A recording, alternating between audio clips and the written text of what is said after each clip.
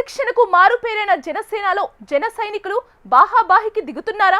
పాత కక్షలు మనసులో పెట్టుకొని దాడులకు తెగబడుతున్నారా? ఇలా కార్యకర్తలు రోడ్డెక్కడంపై స్థానిక ప్రజాప్రతినిధులు రియాక్షన్ ఏంటి? క్రమశిక్షణ తప్పిన కార్యకర్తలపై ఆ పార్టీ ఎటువంటి యాక్షన్ తీసుకోనుంది? ఇంతకీ పార్టీ లైన్ కంట్రోల్ తప్పిన ఆ క్యాడర్కు అధినేత ట్రీట్మెంట్ ఎలా ఉండనుంది?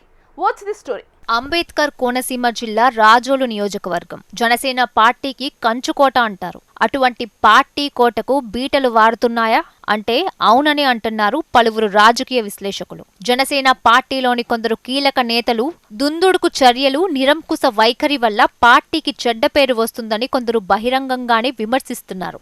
అయినా దిద్దుబాటు చర్యలు లేకపోవడంతో పార్టీకి మరింత చెడ్డ పేరు వస్తుందని కార్యకర్తలు ఆందోళన చెందుతున్నారు. ఈ మధ్య మలికిపురం మండలం విశ్వేశ్వరాయపురంలోని ఎమ్మెల్యే క్యాంప్ కార్యాలయం వద్ద జనసేన సీనియర్ కార్యకర్త కోనసీమ కొబ్బరి సమస్యలను పవన్ కళ్యాణ్ దృష్టికి తీసుకెళ్లిన సీనియర్ కార్యకర్త ముత్యాల ఖన్నాపై పార్టీ రాష్ట్ర సహాయ కార్యదర్శి దిరిసాల బాలాజీ వర్గం నిష్కారణంగా జరిపిన దాడి నియోజకవర్గంలో చర్చనీయాంశంగా మారింది. గత మంగళవారం సాయంత్రం ఎమ్మెల్యే క్యాంప్ కార్యాలయం వద్ద కూటమి ముఖ్య నేతలు అత్యవసరంగా సమావేశమయ్యారు. ఆ సమయంలో ముత్యాల ఖన్నా అనే కార్యకర్త వేరే పనిపై ఎమ్మెల్యే కోసం వెళ్లగా ఎమ్మెల్యే అందుబాటులో లేరని బాలాజీ వర్గం చెప్పిందట.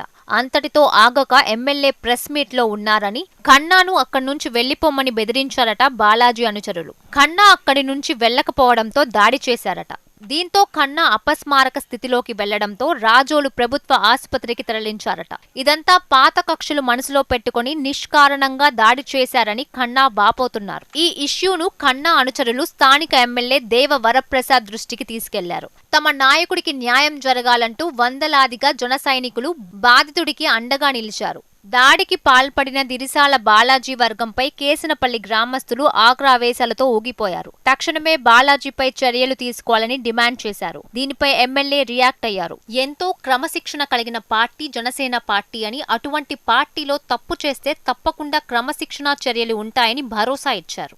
ఈ విషయాన్ని పార్టీ అధిష్టానం దృష్టికి తీసుకెళ్లి సత్వరమే చర్యలు చేపడతామని హామీ ఇచ్చారు ఎమ్మెల్యే దేవ వరప్రసాద్. అమాయకులపై అకారణంగా దాడి చేస్తే తామంతా పార్టీకి దూరమయ్యే అవకాశం లేకపోలేదని అంటున్నారు కేసనపల్లి జన సైనికులు.